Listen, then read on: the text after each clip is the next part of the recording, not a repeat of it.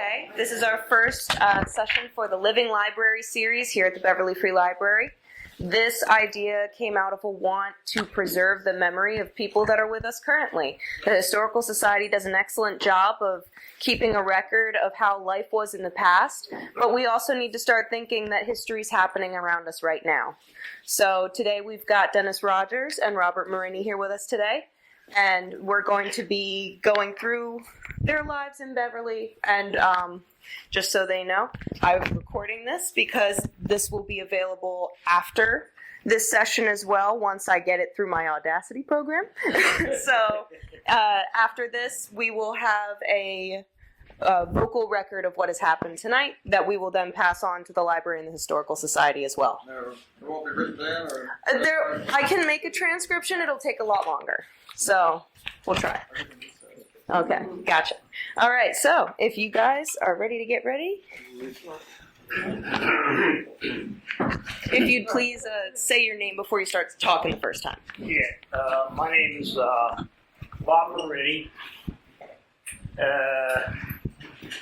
and I would like to thank the Huff Foundation and John Huff for inviting me to share my memories of growing up here in Beverly this evening.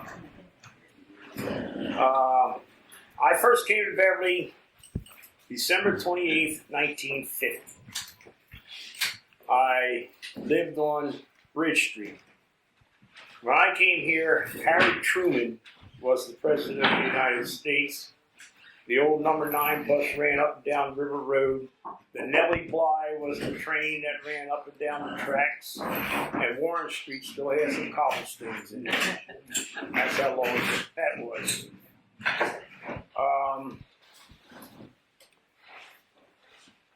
It was December 28th when I came to Beverly to live with Charles and Geraldine Harmon. Most of you, I'm not sure what any of you, this group here would remember them. They had Harmon's Catering Service. And Harmon's Catering Service was located at 506 Bridge Street, the next street over, right behind the number 1 firehouse. They're pretty well to do in that business. They cater for like 4 governors of the state of New Jersey, plus they cater for JFK in 1960 when he was out here at the Riker building running for President of the United States. So they were pretty well known in this area. Our neighborhood was a really diverse neighborhood. Everybody, we had just about everybody living in the neighborhood. We had every ethnic group that you could possibly think of lived in that neighborhood. And everybody got along well together. Beverly was a quiet community, little riverfront town. It reminds me of growing up of, I told a lot of people this, Mayberry. But we were in Mayberry. We didn't have Andy and Barney, but we did have Charlie and Freddie. That's Charlie Colorado and Freddie Lombard. But we didn't have much need for neither one of them because this was a beautiful, quiet little town. People didn't have to lock their doors back then. Neighbors, if something happened, your neighbor was out of town or out doing an errand or something and it started to rain, your neighbor would go in your house and shut your windows and stuff. That's the type of town this was. Quiet and pleasant.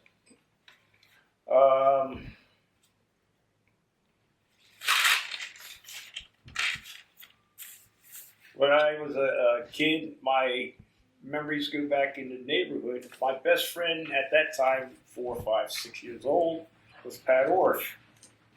Pat Orff and I, we did a lot of adventures. Like we had places that we go, we meet different places of memories like Grasshopper Land. Now Grasshopper Land was nothing but a field off of Pine Street where we would go catch grasshoppers. See how many grasshoppers we could catch. We would walk along the railroad tracks. Now we're young kids now, about 7, 8. We go all the way down the Perkins Lane and gather up chestnuts and bring them back to his house, and his mom would let us give us an old pot or something. We'd put it in the field and make a fire on it, and we'd roast chestnuts. We had a lot of fun when we were kids. They had the little 10-cent merry-go-round guy used to come around. We used to get on the merry-go-round. Beverly was quite a beautiful little town back then.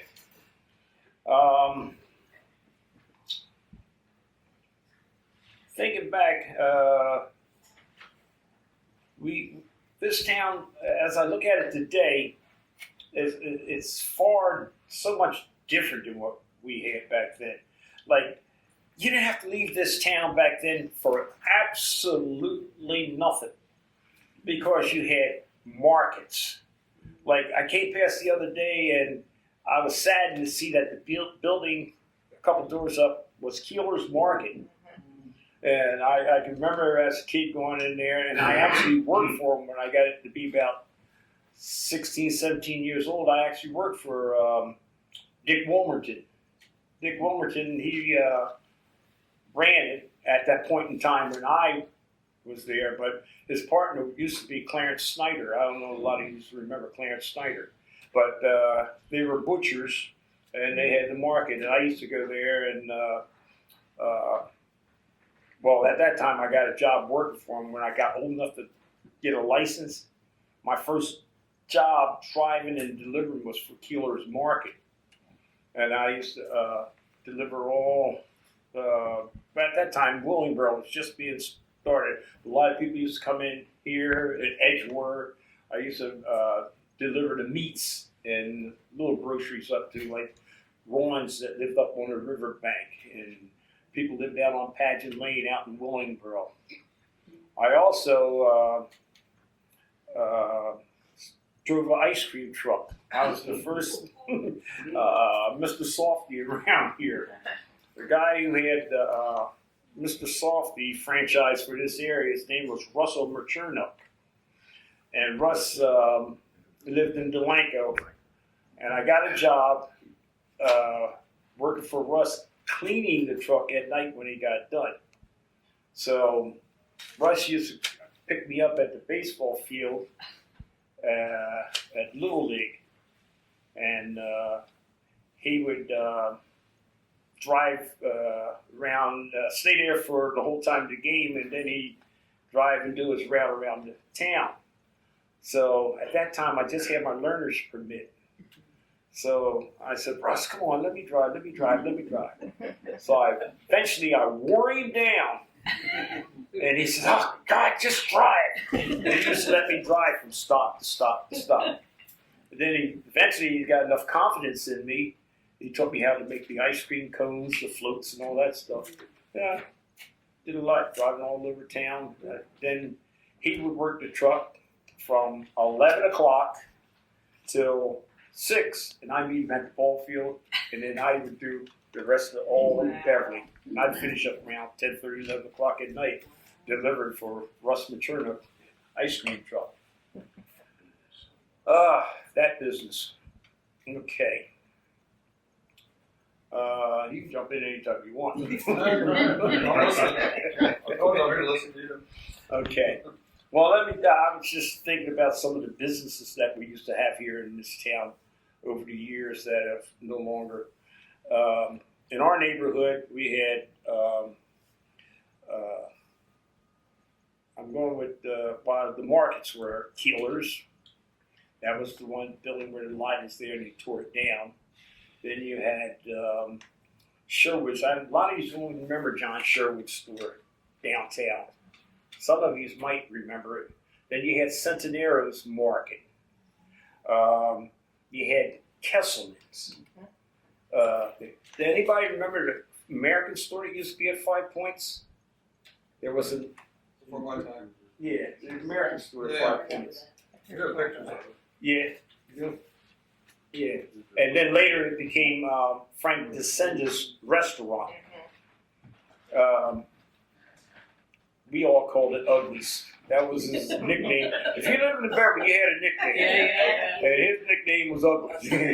And he had his restaurant over there. And in later years, he moved to this side of the street where I think Pearl and Lil Alvin, what was his last name? I don't remember. Well, anyhow, he was there prior to them, and then he came in later. I think who was it? I think he had one of the Plumby girls working there before they opened up their restaurant. Yeah. Ronnie Plumby. Yeah, Ronnie Plumby was working there for them, and then eventually they opened up a restaurant over there. That's something Joe Katz did. Yeah. The American store was here on the corner. Right. There's a movie theater. Right. And Weiss's was in here. That's what I remember. This is a watercolor drawing of 5 points. Yeah. But it didn't have that. This awning. The awning wasn't there. The awning wasn't there. And one of my best, I've one of the people I admired most in Beverly was the postmaster, Joe Daly, Senior. His store was next between Weiss Hardware and the corner store. Joe Daly was also the postmaster. Across the street here, the last part of the Masonic Hall building here, bottom level, that belonged to the United States Post Office before they moved over on Warren Street. I can still remember walking from Bridge Street to Warren Street every morning to go get the mail out of the mailbox. Our mailbox number was Box 303. I still remember that. Miss Hart's Bakery used to be across the street. Miss Hart would come out and say, come here, because I would whistle. I was whistling as I walked along, and she says, come here. And she says, I want to give you something. And every morning she'd come in and give me a little cookie or something that day. Miss Hart was a great person. And she was. Hart's Bakery. As we're going up there, next to the post office was No. Oh, before? No. That was in my time. That was Anderson. Anderson had an appliance store right there, right across the street. And next to us on this side here, this side of the street next to this building was, I think his name was Ken Stiles. That was an appliance store also. He sold Kelvinator appliances, and they sold RCA Whirlpool. Okay, but in between was Dr. No. It was Dr. Watson. Dr. Watson. And then came Dr. Cooper Smith. And then he moved around to Warren Street. And then later years, Dr. Flam came. You want to get rid of that? I mean, it looks good on you, but Yeah, okay. we're going to leave it here. Yeah, leave that there because I should have went through that whole building because you had Charlie Tracy. Not Charlie Tracy. It was, I think, the 5 and 10 store, 10-cent store. I'm not sure, but I think those people were Stockton. Yes, it was Stockton. Stockton. Before it was Tracy's. Yeah, they had the 5 and 10-cent store. And upstairs. That was the movie. That was the movie theater upstairs. But that had closed time I came to Beverly. Okay? Across the street we had Weiss's, this side we had Weiss's, the other side we had Mazzagatti's hardware store. And then you had Varan Eyes. That was a clothing store. Okay? Later years, after the Varan Eyes, I think Miss Varan I passed away, Her husband, he got rid of it, sold the store. I remember we moved him up to North Jersey to Englewood Cliffs. That's where he moved in with his daughter up in, I think it was his daughter, in Englewood Cliffs, New Jersey, right off of Route 9W. I can remember doing that. Their sister-in-law or sister Rose had a little clothing store next to it for children's shop. Rose's children's shop. Then you had there was the savings and loan, buildings and loan. You had Bill Gaines. No, not yet. Not yet. Bill Gaines had a cleaners there. And then the other side of Bill Gaines was Louis Repagner's shoe shop. And let's see, we had There was a Procopio, Sam Procopio was on there too. That did shoes. Yeah, but they've been the same spot. Yeah. Yeah. And then later was Jimmy's. Whoever Jimmy was. Jimmy was a relative of Louis, I think. Yeah. Yeah, Louis Repagner. I think Jimmy was a relative. That's just part of Warren Street. You look on the other side, you had Third Bracey's. Not Third Bracey, it was Bracey's. Cameron's. Yeah. Well, later we all called it Bracey, but it was Cameron's, who Dirk Bracey worked for maybe 50, 60 years. And it was their pharmacy. On this side, Stratton's had the variety store on the corner, which later became Johnny Ruggieri. Johnny Ruggieri bought that building, and he opened up, he has a variety store, and then he bought I think he bought the license from over across the street from Cameron's. When they started closing, he started a drugstore over here on this side. And his druggist was Norman Wells, which later, Norman Wells, who later years, this was a big old house next door to the, this library right here. That used to be a big house. Norman Wells bought that and converted it into his drugstore. Okay, and that's when Wells Pharmacy came about. That was late 50s. Yeah, late 50s. We have pictures when they converted from the house to the store. Yeah, late 50s. Going down, what street am I on? Warren. Okay, Warren Street. When I said you didn't have to leave Beverly for nothing, I mean you absolutely didn't have to leave Beverly for nothing. We had 2 automobile dealerships in Beverly. Yep.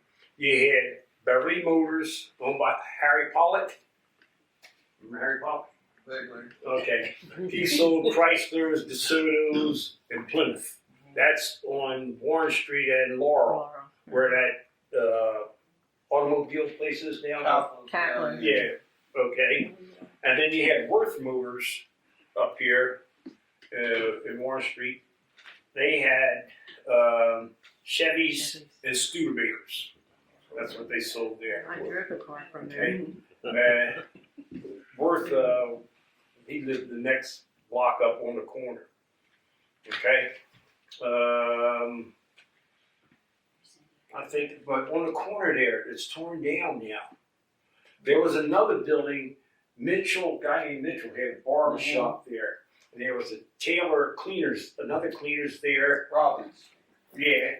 And then behind that was Thurman's Car Wash. Who I worked for Thurman, Chucky worked for Thurman, Barry worked for Thurman. We all worked for Thurman. Earlier years, that's where I guess Bell Telephone was, and the operators and all were there. Yeah. Behind there. In that same building. The same building where the cleaners was. Oh, in that building, but we're talking about before the you. garage part. Yeah, You yeah. know, Thurman was in the back, and then Yeah. It was We're talking about the garage Bell part. Telephone.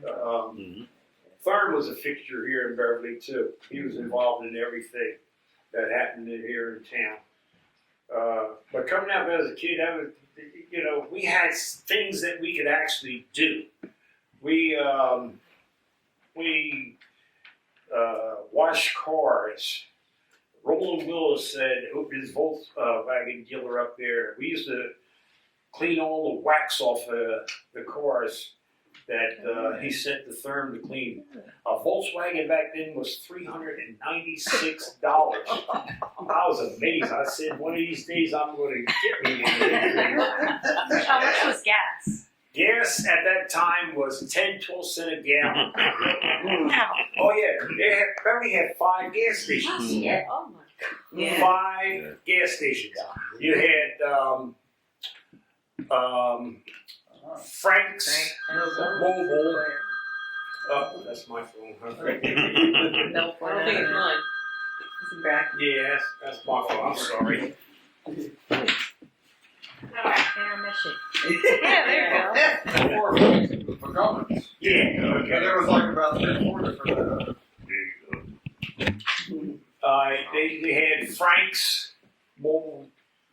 Frank's Mobile was, well, you said McGovern's. for governance. All right, okay. Frank came later, and then somebody else took it over. Then you had a little station where it's a little car dealership over there on Warren Street. That was George Stevens Yes. owned that. Okay? And then right here we had Norman Rue. Rue's Garage. Norman Rue's Garage. Yeah. Norman Rue. Benny's Exxon. Benny's Esso. So it was an Esso back then. And then later became an Exxon station.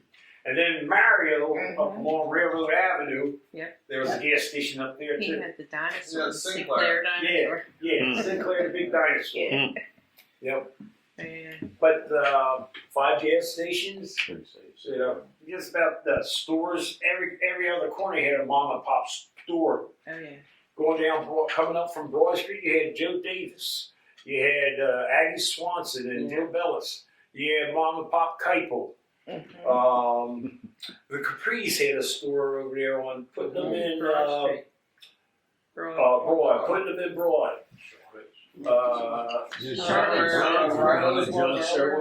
Riley's was on Broad. They Yeah. did Medical Capris. Yeah. Maybe they did. I might miss something now. No, that's before. John Sherwood. John Sherwood. Yeah, I said John Sherwood. Ulysses. That was with the markets. I thought it was through Larry Williams' parents. Well, they had, it was a little restaurant like, and they had, I can remember being in there as a little kid, seeing they had a jukebox. Oh, And I could see people come in and they would do the jitterbug. And they do the hippie hop some thing or whatever in there. Hey, that's what it was, you know. back to the little stores. The little stores. Oh, we can't forget let's go first with Isabel's.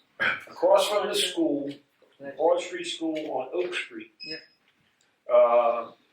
That was Isabel's. Isabel's penny candies and cigarettes and stuff like that. I remember people my age, kid, 6, 7 years old, they give you a dime or something like that. Go get me a pack of cigarettes. Oh yeah. Yeah, pack of cigarettes over at Isabel's. Oh, yeah. Done. Yeah. $10 pack. Yeah.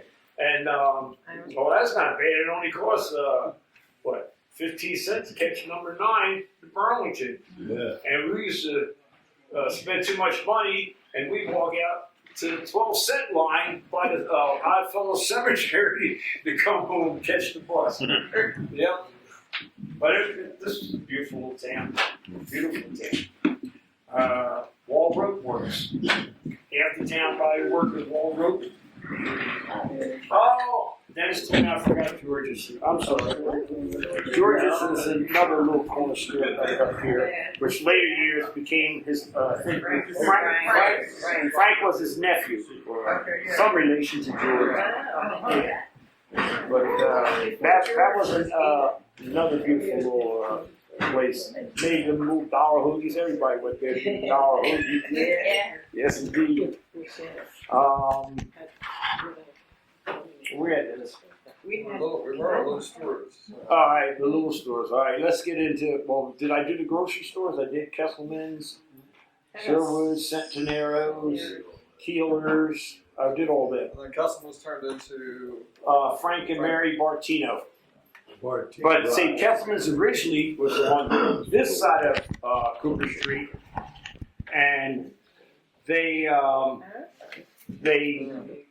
built the store. That was an empty lot on the other side, and they built that store that you see there today. They moved over there, and then I guess as they got up in the 80s, they must have sold it to Frank and Mary Bartino, and they ran it for many years. Yeah, Many years.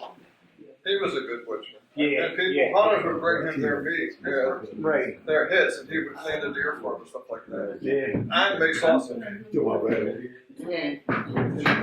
We also had the Beverly Cooperatives Growers Association on the other side of the tracks. As kids, we would go out there and unload the farmers' trucks. And if you were over 16 or something like that, they let you work on the hydro cooler, which you unloaded the trucks, you put it through the hydro cooler, which was nothing but ice, cold water, and then they went into a box, and then the trailers would come in and take the produce from here up to Hunts Point up in New York City. That all was right here in Beverly. Beverly was a booming little town back in the day. Yes, it was. And then probably the biggest thing about it was for the co-op was the auction. Oh yeah. The auction was where the farmers would come in with their trucks, and what's that street? Van Rosen Street. Yeah, Van Rosen Street would line up their trucks all the way down as far as the end of the street. And Cooper Street. And Cooper Street. Way back in the day. Yeah. And us kids, 12, 13 years old, the farmers would they'd be up at there looking at the produce and planning on how they're going to sell their produce. And us kids who could drive, they would let us drive their trucks up to and then through the line. You know? Yeah, that was great back then.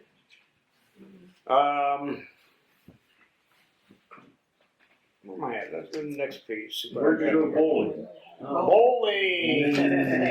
I heard a question about bowling. Yeah, you got a question, just shout it out. And pinball. Bowling was Walt Stover's bowling alley on Cooper Street. That's who had the bowling alley when I was a kid. First time I went to the bowling alley was with Bill Gaines' YMCA. And we went there. They didn't have shoes to fit us. We were so small. So we used to bowl in our socks. And most of them were slipping, falling on our butts. We did more falling on our butts than what we did throwing they had little tiny duck balls we used to use. And we used them for bowling. And we had a great time. You know, in Beverly, you had a skating ring, too. Don't forget the skating ring. We had a skating ring. That was it's the abandoned building down at Laurel and Second Street. That abandoned building there, the 2-story. That was a skating rink. Huh? Did you build it? That was good. That building was built by Carlo Shorty Centenaro and his sons. Okay. They built a building for that, and talking to one of his relatives who was there, they said those beams in there are like solid like this with brick and concrete on it. And in the bottom there was like an area down there like to hang out. And my Italian grandfather and Mr. Centenaro and Mr. Ralph Ulysses' father, Mr. Ulysses, would be down there either playing bocce or drinking wine or beer. Yeah, that was something that But kids didn't get down there. yeah. Then you had pool. We all learned how to shoot pool at Pete Rapagna's pool room, and that was at 3rd and Broad. Pete, Rapagna. yeah, Pete Rapagna. He was the man. I forgot to say that the bowling alley had 6 lanes. Oh yeah, 6 lanes. Yeah, well, yeah, the bowling alley was just a little small 6-lane bowling alley, but it accommodated us. And there was leagues too, and all like that. School leagues and adult leagues. Yeah, I remember the JC had a junior bowling tournament, which I participated in, and I was the second runner-up in that tournament. Nelson Lees, myself, I'm trying to think who the other person was. We were all supposed to go and compete in the state JC tournament. But I fell and broke my arm and I couldn't go. Billy McCall, I think Billy McCall was in that too. Billy McCall was the other person. And we lost out on that deal. I lost out on that deal. But The school sponsored a Friday afternoon bowling for us kids when we were in school. yeah, Elaine Scornici taught us how to bowl. we didn't have. Yeah, that's right. I don't remember. That was We like never. that was mid-60s probably. Yeah, I'm Yeah, I'm but younger that's- than you. After I was here. And that was twofold. When the bowling alley shut down, we had to go to Willingboro, Livingston at the time, then come back here to bowl. So do you remember the other owners of the bowling alley after Snowber gave it up? Oh, Mimi Plumby. Yeah. Mimi Plumby, he bought the bowling alley, and he sold it to some guy from over in Bristol, and he's the guy that put the automatic machines in there. That lasted about a couple of years, and then bowling alley was going. And then Knights Columbus had it That's too. in Columbus there. That was in between Okay. after Okay. Plumby. Okay, yeah. That was in between Mimi and We have trophies from the Palumbi lanes. yeah. That they gave us. My brother, who was supposed to be here tonight, he was a pin boy. He would I was pick up also. pins there. Yeah. Oh, look, see people with their hands up. We set pins. We have about 3 pin boys in the audience. You had to be good. You had to be good. Yeah, if you were good, you pick up 6 pins at a time and throw them up there in the basket. You know, and you did 2 lanes. Oh, wow. You know, we used to make 8 cents a game, Yep, and I think the game was a quarter. I think it was. The game was a quarter. We made 8 cents a game, so we set doubles. We set 2 lanes. We do this lane, jump across, do this lane. You had to watch out for flying pins back there too. Pardon? You have to watch out for Flying flying. set. Oh, flying setup. Yeah, flying setup would take your head off. So when you see the flying setup, everybody would yell, "Flying setup!" And then everybody knew to get up out of the pits because of that 1, 2, and kick off on the 8 or 9 or vice versa, and that back pin would fly up right up at you. Oh yeah, many flying setups I've done. Dennis? You done? Nah. I'll take a breath. Let's get back to activities. Like bowling was coming up, but I did skating and bowling, pool room. We played baseball. Okay. Now, we played baseball. When I played baseball, we played baseball at Millots. Now, how many know where Millots is? That's right. A lot of people don't know where Millots is. Mountjoy Field. Ah, Yeah. I know it. Yeah, now you do. Well, when I was a kid, that was called Millots. There was no school there or anything there. It was just a plain empty field. Yeah. Yeah. Yeah. That was called Millots or Stewart's Field. Oh, I never heard of Yeah, Stewart's Field is the other side of the track in well, it's Edgewater now. it. But when I grew up, that was called South Beverly. Yeah. And that was the Stewart family left that Am I right? Yeah. Yeah, left it to Beverly. There was a nursery on one of the houses up on top of Cooper that went back. Because in my dad's day, they would hit the balls like in, Oh yeah. into the plant nursery. I mentioned that to somebody today, and I thought that's what he called it when he was little, but he did. He says, "Where's that?" It's in Memorial Field. Yeah. That's what I knew. Exclusive. I make sure that well, I talked about baseball. We had football. We had football. Just a nice little football league around here. Baseball. But I want to mention a couple people that in my childhood were really inspired me in my childhood. Bill Gaines. Bill Gaines was involved with everything in this town as far as the youth of this town is concerned. He'd go out his way. I remember him taking us to Camp Okanikin, okay, out there in Medford. He'd take us on Saturdays. We were in YMCA, and he'd take all of us up on this. We called them the sand dunes back then. In the 50s, the American Dredging Company dredged the river out, and all that slush and sludge was where you see them homes down here. It's going to sink into the ground someday. They're all down there from Delanco, from Manor all the way down. Was nothing but sand dunes, and as kids, that's where we played. Bill Gaines. I don't care, it could be 80 degrees below zero. We went out there, he built a great big bonfire. He gave us some hot dogs and baked beans, and we just have a good old time out there on a Saturday afternoon. We spent a whole Saturday afternoon out there playing different games. Bill Gaines. Also, going to the Camp Okanikin, Bill Gaines. I remember guys played this Jersey Devil thing on me. They said, they spooked me about this thing called the Jersey Devil. I'm a young kid, man. I don't know about the Jersey Devil. We're out in the middle of the woods or anywhere. We're out there.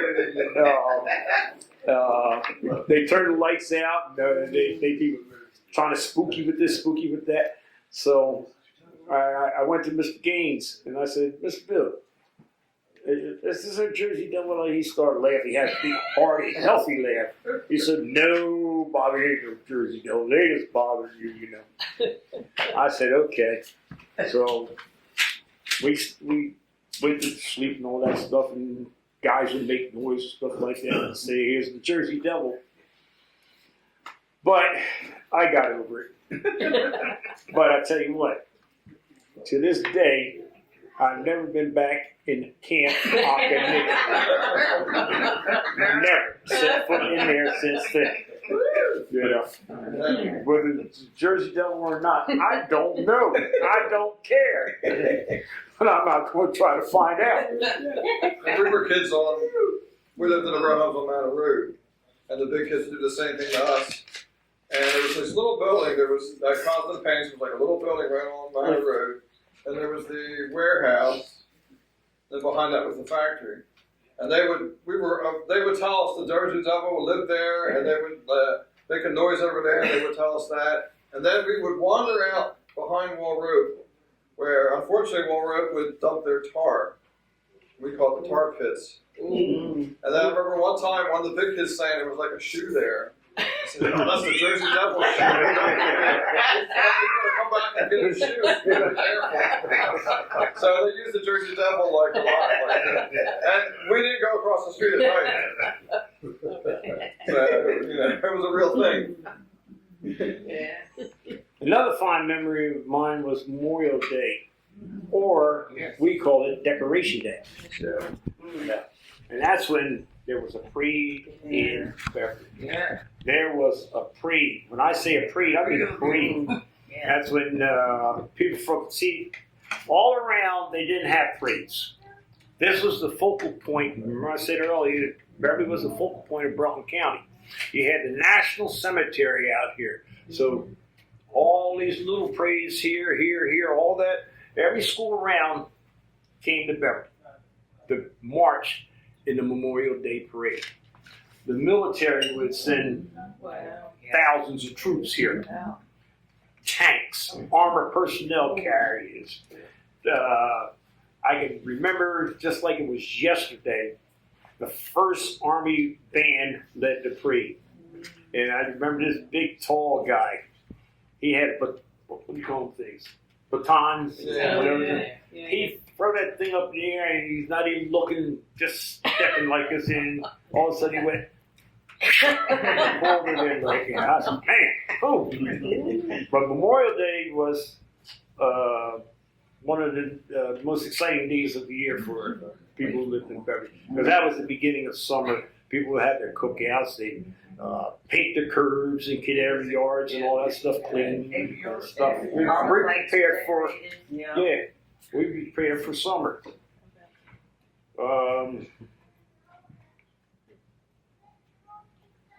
Oh yeah, I forgot. I told you I was raised by the Harmon, but also I gotta remember Charles Bertram Harmon. That was the Harmon's oldest son.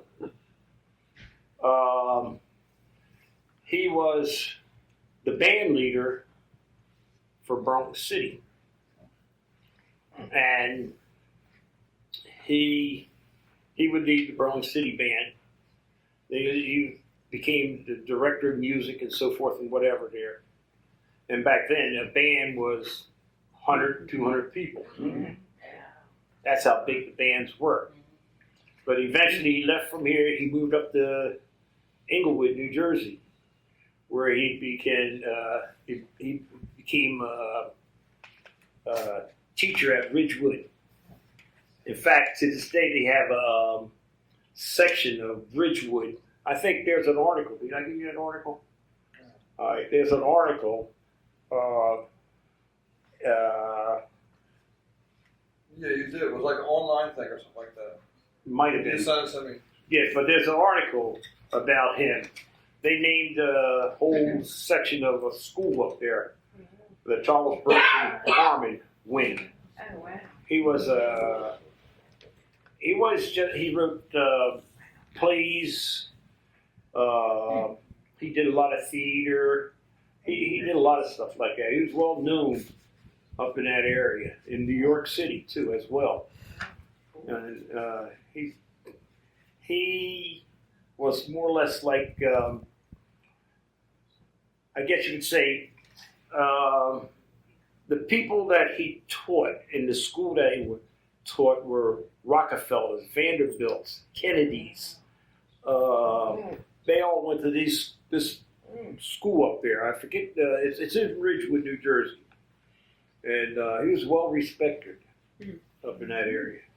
Charles Bertram Harmon. You can Google it. You might Google Ridgewood, New Jersey, and you'll see where his name comes up. Yeah, Doctor Charles Bertram Harmon. More than one doctorate. Yeah. I'm gonna cut When it. did they build the Beverly Bank? Who built the Beverly Bank? When? Oh, Oh, that's Dennis. there was like half of it was there early 1900s, and then later they built the side section on. The original had like the vault downstairs in the basement. And we were down there, and then later when they built the addition or whatever like that, it was just like a crawl space underneath. But it was the earliest we have, like I said, early 1900s, or like that building there. We do have a couple postcards, but just the single building. Your mom worked there for many years. But I love Yeah. Charlie did, So we're getting close towards the end of our time. We've got about 15 minutes left in our hour. So I did want to open the floor to Dennis to see if there was anything specific you wanted to talk about as well. Or if you just want to hand the floor back over to Mr. Marinnie, that's totally okay. I just wanted to make sure we gave you the floor for a Well, I moment. was going to say Bob covered it. Okay. Yes or no? Now, my father's family was here for like years, 1850s, on the Smith side, and then the Rogers, they came down late 1880s, 1890s. They were Civil War veterans who were like that. They ended up here. My mom's side was Italian. They lived in the Italian neighborhood on Magnolia. There was more than one neighborhood. That was kind of like the Abruzzi neighborhood there, but they were mixed. There were Sicilians there. Pine Street was mostly Sicilian with the Sayas, the Bertinos were down there. Yeah, so Marmina, Cucinati. Marmina, Cucinata, thank you, Teresa. Sean Michaels just asked me all those names today. Yeah. So, but like I said, both parents, they all went to Beverly School. My grandfather, from Italy, he came here in '07. He went to cousins in Delaware, and he came up here because there were people from his area in Italy that were here.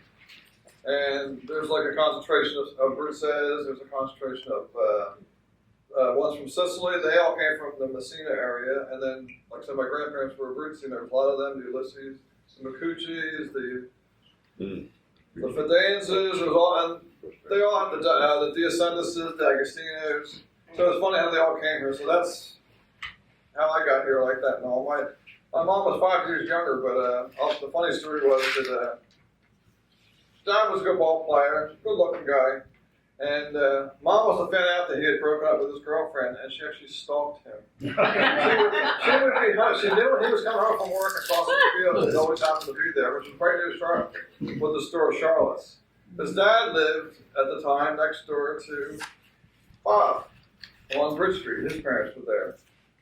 And then Dad was the oldest. It was Dad, Aunt Jane, Earl, Jane, Kenny, Harold, and Aunt Doris. And Aunt Doris was so young that in the 1941 Beverly movie, there's a picture of Aunt Jane and another friend of hers pushing her in the baby carriage. But I have a lot of the same memories. We lived in different spots. We actually lived behind Rose's children's shop for a while. And then we moved to Manor Road in the row homes. And that was so nice. That's a future Beverly Beach story of all the neighborhood people that were there. There was the Shawls. There was an older Adams there. It was probably a relative. We had the Neiman's, all the Neiman kids, the Deckers, the Renickis. There was the Johannes's, she was an Esposito, the mother. And then next to the Renickis was Russell. Mr. Esposito. And then there was the Butcher Grosses. And then the Russells were there, Jimmy Russell and his wife, and there was three or four kids. Claire and Jack. Yeah.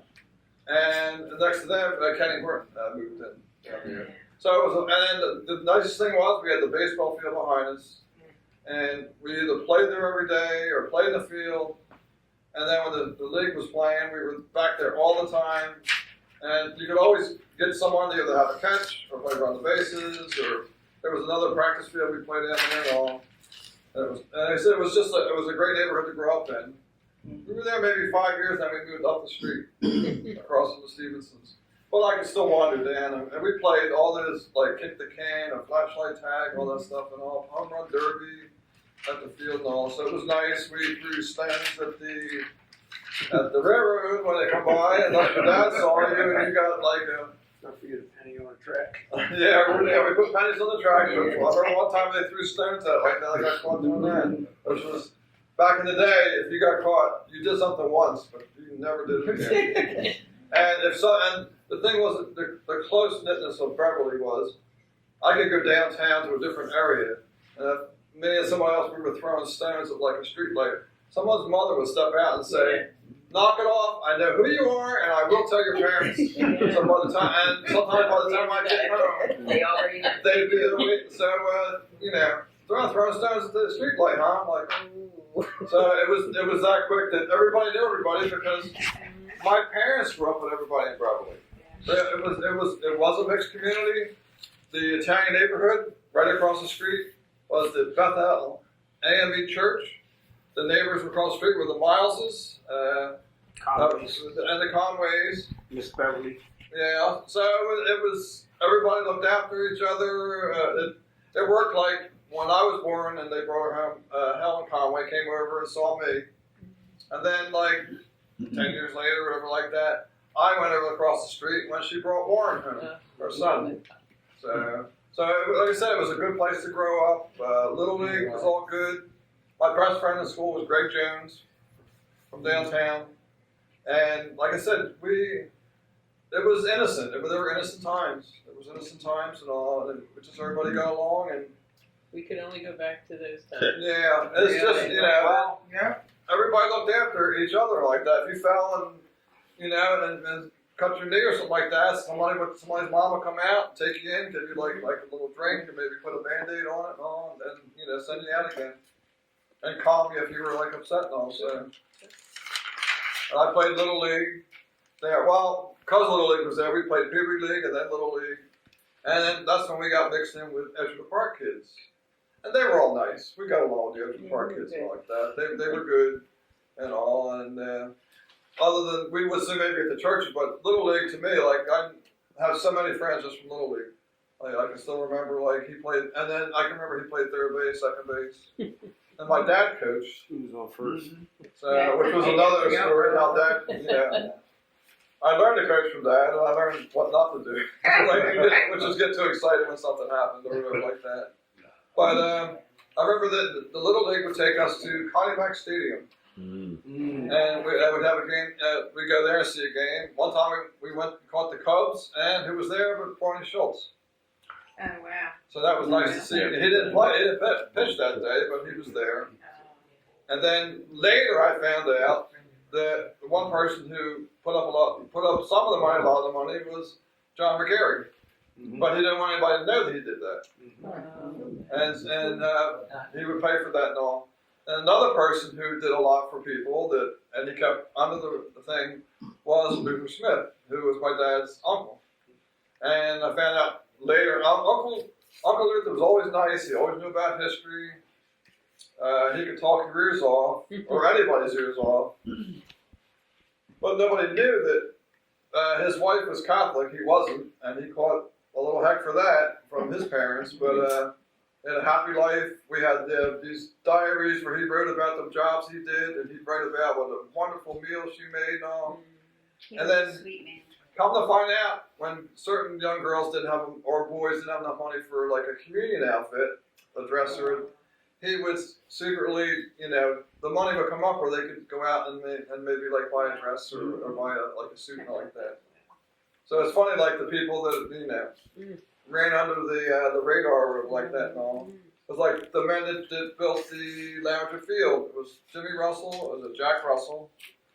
Bill Gaines. Bill Gaines. There were, the name after Mr. Lounger, I think he put up, he helped. Don't forget Steve Bino.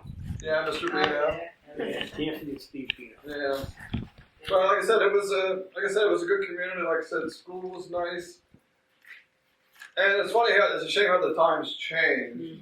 Like when I was in 8th grade, my parents wanted me to go to Holy Cross. So I had to desert all my friends and caught a little bit of noise on that and all, but we would get on the bus after the Palmyra bus would come to pick us up, and it would be this rowdy bus moving around, and people hollering and singing and all like that. Like, whose bus is that? Mine. You're on that bus? I said, they're all my friends. They're all my friends. So it was, you know, so we still got along, but things did change. You know, the way things were and all like that. No, I mean, I remember when Kennedy was shot. We were in the park next door, where next to Charlotte, and Charlotte came out and told our teacher. Well, she kind of whispered to him, "Come over," like that, and we went in and we found out. And it was things like that that kind of like the changing of the times and all like that and all. And another thing that was kind of affected was I guess 8th grade freshman year, Udo Hannigan, and they lived on Melbourne up near Warren Street. And we all knew. I was friends with Roy, who was like a year younger than me. Johnny was older, and Udo was Melbourne, it was the street Benton. because they're behind. Yeah. Benton. They lived on Benton. Yes. And Udo was older, much older, and he went to Vietnam. And then his brothers would talk about his young brother would talk about who's over there. Yeah, it was a Green Beret. And then one day the sad news came that Udo was killed over there. So we never knew why. There was always different things and all like that, but it was probably one of Beverly's first things like for Vietnam. And then since then, there's other Johnny Ringholm. Johnny Ringholm, too. I didn't know that. The Ringholms had a big house where St. Joe's is now, in front of the school. They had swim lessons there and all. Mm-hmm. The Ringholms lived there. Manor and Warren. Yeah. Manor and Warren, yeah. Yeah. So, and then there was another guy, it was Larry Washington. Larry Washington, older than me, always nice. We would play like stickball at the big school, and I'd be over at my grandparents' or Dad's family. We were over there and play. He was nice. He would help you, show you how to like hit better and how to throw stuff and like that. And then he came back from Vietnam. I don't know what you would say. He wasn't his self. He wasn't his own self anymore. And the rumor we heard that he went. We think that he left a love over there because they said he went back and was. I don't know if that's true. Where he died over in Vietnam. He went back, and like I said, nicest guy in the world. Nicest guy in the world. So, but it was interesting growing up, and because there was like some history here and like that, stories you'd hear.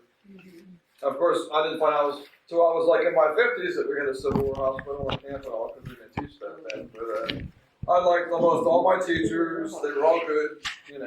It was good. And and back then, you were respectful. Like I said, if you got caught doing something, you were respectful of adults. Oh, sure. You were also respectful of big kids. The big kids were nice to you, and they would, they might like break up a fight or help you out or something like that. And one of those big kids was Bob. He was like a good guy. He was someone you looked up to. CD, I remember he was nice. It was all these guys that, maybe by their first name, but they looked out for people like that, which was good. So to close out this, we've gotten some really great information from you guys. You've taken me through a couple different maps of Beverly. I just wanted to pitch this question towards you guys. It was on the questions we sent you in advance.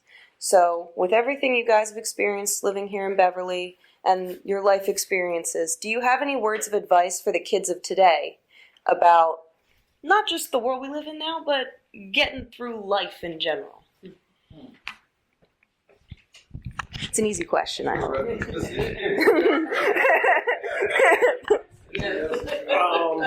Help me. I would tell them today, just if you got a dream or you want to do something, stick to it. Do everything you possibly can, and there's always going to be somebody there to give you that nudge. Not right away. It might not happen overnight or whatever. There's going to be somebody there that's going to give you that door where you can walk through and fulfill that dream that you have. That's what I tell them. All right. I would say to stay focused, like read, study, get good grades and stuff like that. Because whether you become a carpenter or a teacher or a college professor, it's good to have to be knowledgeable on things, so you can have a discussion and know what you're talking about. And it's tough nowadays. And like I said, it doesn't. You can have a college degree or not, but you can still be smart even without the college degree. But to stay focused, don't get sidetracked on unimportant things, or I'll say stupid things like that I did in my youth that I regret. I should have stayed focused back in my 20s and didn't. But I hope I made up for it now or whatever like that. So, I try to make up for it. I don't know how I'm doing, but anyway, just stay focused and, like I said, educate yourself. All right. And read books. This place here was a memory too. All right. Well, thank you both for coming and sharing your time and your thoughts and your experiences with us. Like I've said at the beginning of this is our first session in a series of workshops. We will be meeting on the 4th Friday, same time, same place. We have 2 new speakers coming next week. Mr. Hoff, can you announce them for me? Loretta Fisher and Robert Loudon. Robert Loudon and Loretta Fisher will be here next month. Same time, same place. Yeah, we got the whole list. But thank you guys so much.